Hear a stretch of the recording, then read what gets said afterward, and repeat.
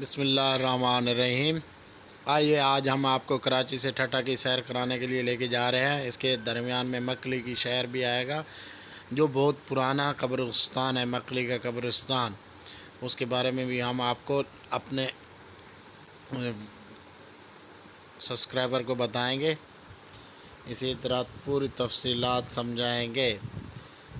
आइए हम चलते हैं इसकी हिस्ट्री जानने के लिए कि ठट्टा क्या था और ठट्टा कब बना और ठट्टा में किन किन लोगों ने सफ़र किया। कराची से जा रहे हैं। ठट्टा की तफसीलात बताने के बाद हम आपको ठट्टा सिंध का एक तारीखी शहर है जिसे जाम निजामुद्दीन उर्फ जाम नंदो ने बसाया था।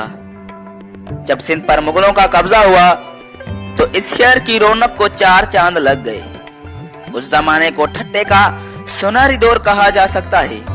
उस वक्त इसकी आबादी 1 लाख से भी ज्यादा थी और ये इल्म व फन, सनत व हरीफत और तिजारत का बड़ा मरकज था। ठट्टा शहर अगरचा घटते घटते उस जमाने में एक कस्बा होकर रह गया, लेकिन इसके करीब 10 किलोमीटर लंबा चौड़ा कब्रिस्तान इसकी कदीम वसत और शान व शौकत का पता देता है। दूसरी चीज जिससे इस शहर की गुज़िश्ता अजमत का अंदाजा लगाया जा सकता है वो इसकी जामिया मस्जिद है। ठट्टे की जामिया मस्जिद मशहूर मुगल बादशाह शाहजहां की औद में तमीर हुई थी। उसकी तमीर में छोटी एंटीन और खुशनुमा टाइल्स इस्तेमाल हुई है। मस्जिद की खास चीज बरामदों की वो गुंबद है जिनमें से गूंजती हुई इमाम साहब की आवाज मेहराब से बहुत फासले पर वाकई मशरक की दरवाजे तक पहुंचती है और साफ सुनाई देती है। जो काम आजकल लाउड स्पीकरों की मदद से किया जाता है वो इस मस्जिद में खुद ब खुद अंजाम पा जाता है। किसी जमाने में ठट्टे में 400 मदरसे थे जिनमें बड़े बड़े आलिम दर्स दिया करते थे और हजारों तालिब इल्म उनमें पाते थे। उस जमाने में ठट्टा सिंध का दरअल हुकूमत था। दरअल हुकूमत होने की वजह से जहां इस शहर को इतनी तरक्की नसीब हुई वहां उसकी बर्बादी भी उसी वजह से हुई। जो भी हमला आवर आया उसने इस शहर को तबाह व बर्बाद किया। बाद हमला आवरों ने तो उसे आग भी लगा दी। ठट्टे के वीरान होने की एक खास वजह यह भी हुई कि बाद के हुक्मरानों ने उसे छोड़कर हैदराबाद का शहर बसाया और उसको दरअल हुकूमत बनाया, जिसकी वजह से रफ्ता रफ्ता उसकी आबादी घटने लगी। आजकल एक छोटा सा शहर होने के बावजूद यहाँ की बैज़ चीजें अब भी पूरे मुल्क में पसंद की जाती है और मुल्क से बाहर भी उनकी मांग है। उन चीजों में रेशमी लंगियां और लकड़ी का सामान खास तौर पर काबिले जिक्र है। पाकिस्तान के कयाम के बाद हुकूमत ने इस कदीम शहर की तरफ खास तवज्जो दी और असल शहर और कब्रिस्तान के दरमियान एक जदीद तर्ज की बस्ती बसाई। इस नई बस्ती में सरकारी दफ्तरों को अलावा सिविल अस्पताल, स्कूल और कॉलेज कायम किए गए, जिनसे उसकी आबादी और रौनक में खासा इजाफा हो गया है।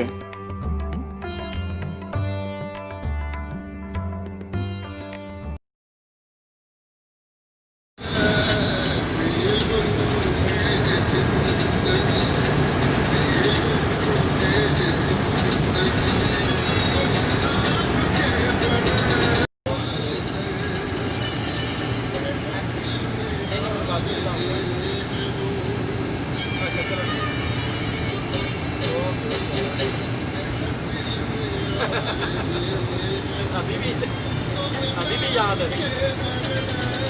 चलो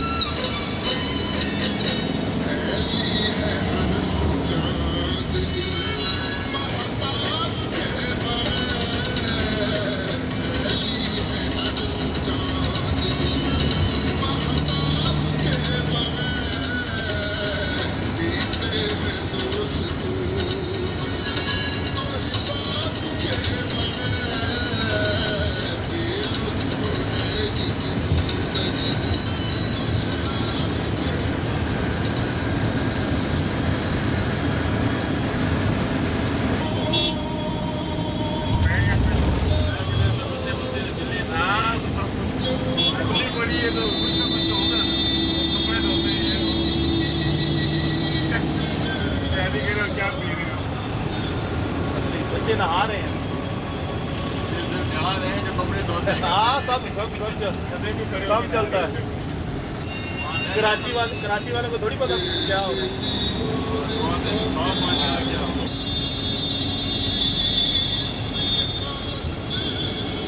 अल्लाह अकबर।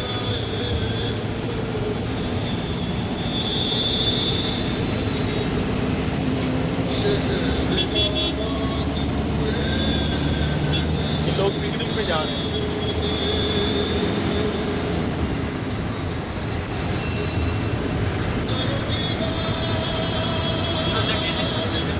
हैं?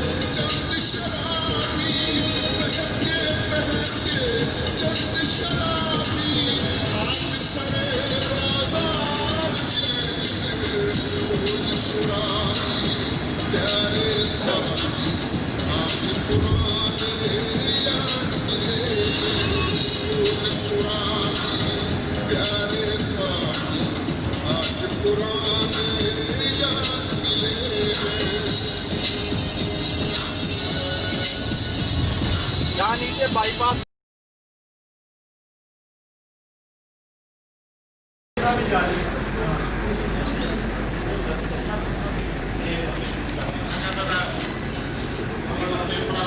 ठंडा तो नहीं पीना।